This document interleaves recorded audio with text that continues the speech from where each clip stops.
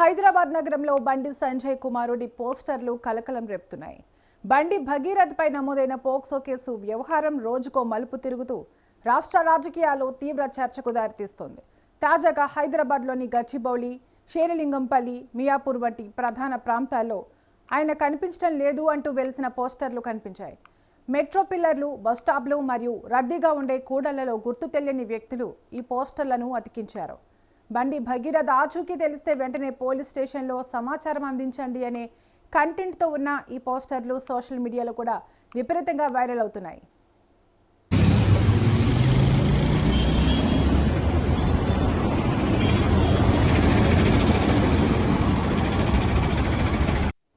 ఈ పోస్టర్ల వ్యవహారంపై రాజకీయ వర్గాల్లో భిన్న వాదనలు వినిపిస్తున్నాయి.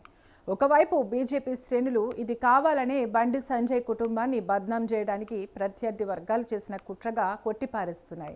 మరోవైపు కేసు నమోదై రోజులు గడుస్తున్నా నిందితుడిని ఎందుకు అరెస్టు చేయడం లేదని విపక్షాలు ప్రశ్నిస్తున్నాయి. ఇప్పటికే ప్రభుత్వం ఈ కేసు విచారణ కోసం డీసీపీ రితిరాజ్ నేతృత్వంలో ప్రత్యేక దర్యాప్తు బృందాన్ని ఏర్పాటు చేసిన నేపథ్యంలో ఈ పోస్టర్ల ఉదంతం పోలీసులకు సవాల్గా మారింది. ప్రస్తుతం పోలీసులు సీసీటీవీ ఫుటేజీ ఆధారంగా ఈ పోస్టర్లు అతికించిన వారిని గుర్తించే పనిలో పడ్డారు. కాంగ్రెస్ వాళ్ళు బండి సంజయ్ ఒకటేనా? మీరు తొత్తులు బండి సంజయ్ తొత్తులు, మీరు దొంగలు, మీరంతా.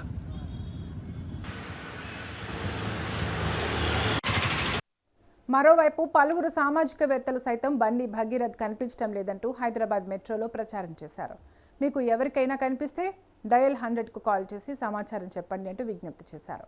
ఇదిలా ఉంటే ముందు నుంచి బండి సంజయ్ కుమారుడిని రక్షించేందుకు తాపత్రయపడుతున్న కాంగ్రెస్ ప్రభుత్వం ఈ పోస్టర్లను వెంటనే చించేస్తోంది. దీనికి సంబంధించిన వీడియోలు ఇప్పుడు సామాజిక మాధ్యమాల్లో వైరల్గా మారాయి. He's actually absconding. He's son of our Honorable Home Minister, National Home Minister, and he's absconding in a molestation case. If you find him, please give a call to 100. Okay?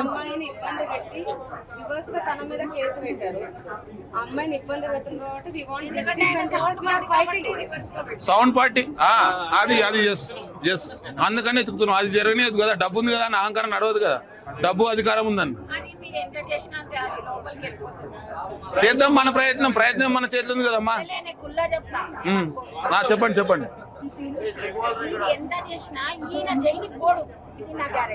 జైలుకి పోడు అంటారా? పంపిస్తాం మేము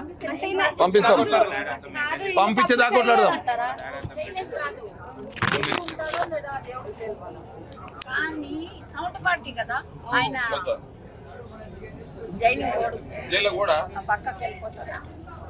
పంపిద్దాం మేము, మనం ప్రజాస్వామ్యం మనం కొట్లాడదాం. న్యాయం జరగదా? అమ్మాయిని ముట్టుకోవాలంటే వణకాలి.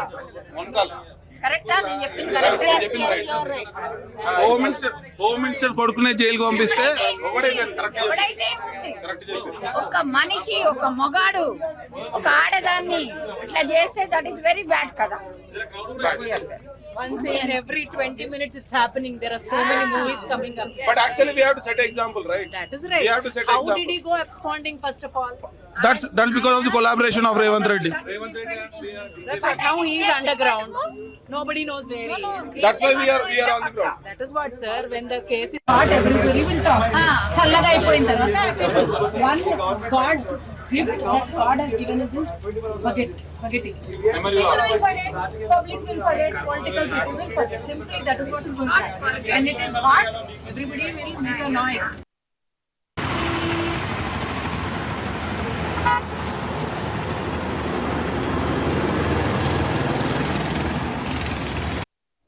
బండి సంజయ్ కుమారుడిపై తాజాగా కొన్ని సెక్షన్లను అదనంగా చేర్చారు.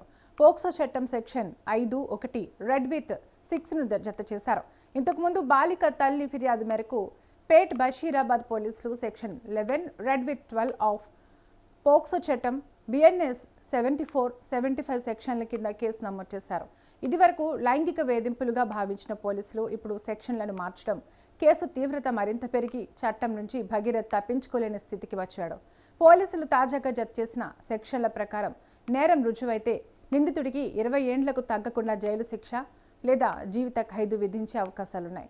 కేసు మరింత తీవ్రంగా ఉండే పక్షంలో మరణశిక్ష కూడా పడవచ్చని న్యాయ నిపుణులు అభిప్రాయపడుతున్నారు.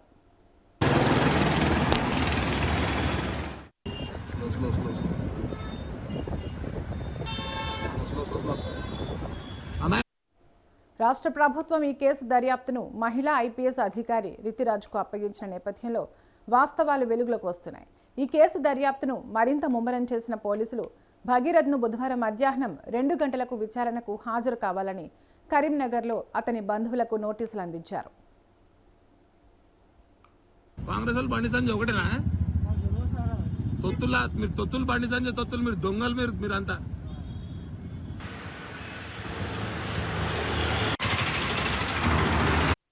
ఈ నెల 8న బాధితురాలైన మైనర్పై లైంగిక వేధింపులు జరిగాయంటూ ఆమె తల్లి పేట్ బషీరాబాద్ పోలీస్ స్టేషన్లో ఫిర్యాదు ఇవ్వడానికి వెళ్లినప్పుడు పోలీసులు హైడ్రామా మధ్య section 74, 75 of BNS, section 11 red with 12 of POCSO act 2012 మేరకు కేసులు నమోదు చేశారు. ఆ తర్వాత బాధితురాలి నుంచి మహిళా అధికారులు వాంగ్మూలం తీసుకున్నారు. ఈ క్రమంలో పోలీసులు బాధితురాలు నిజం చెప్పకుండా ఉండేలా ఒత్తిళ్లు తెచ్చారనే ఆరోపణలు వచ్చాయి.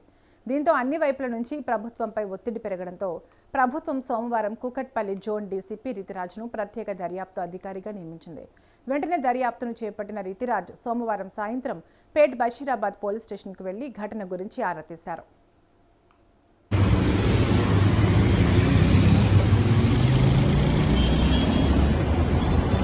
అప్పటికే పోలీసులు బాధితురాలి నుంచి తీసుకున్న వాంగ్మూలాన్ని పరిశీలించారు.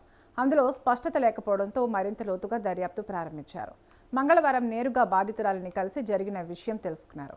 పోక్సో కేసు దర్యాప్తులో మహిళా అధికారులు ఫ్రెండ్లీ వాతావరణంలో బాధితురాలి నుంచి జరిగిన ఘటనకు సంబంధించిన అంశాలను సేకరించాల్సి ఉంటుంది.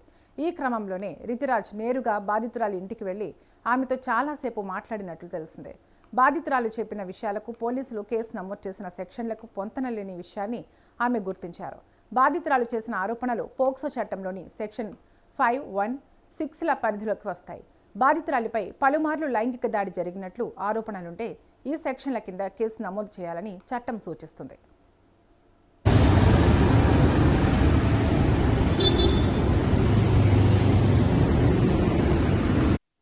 బాధితురాలు ఇచ్చిన వాంగ్మూలం ఆధారంగా జరిగిన నేరం అత్యంత తీవ్రమైనదని గ్రహించిన డీసీపీ ఆ మేరకు కేసులో సెక్షన్లను అలర్ట్ చేయించారు.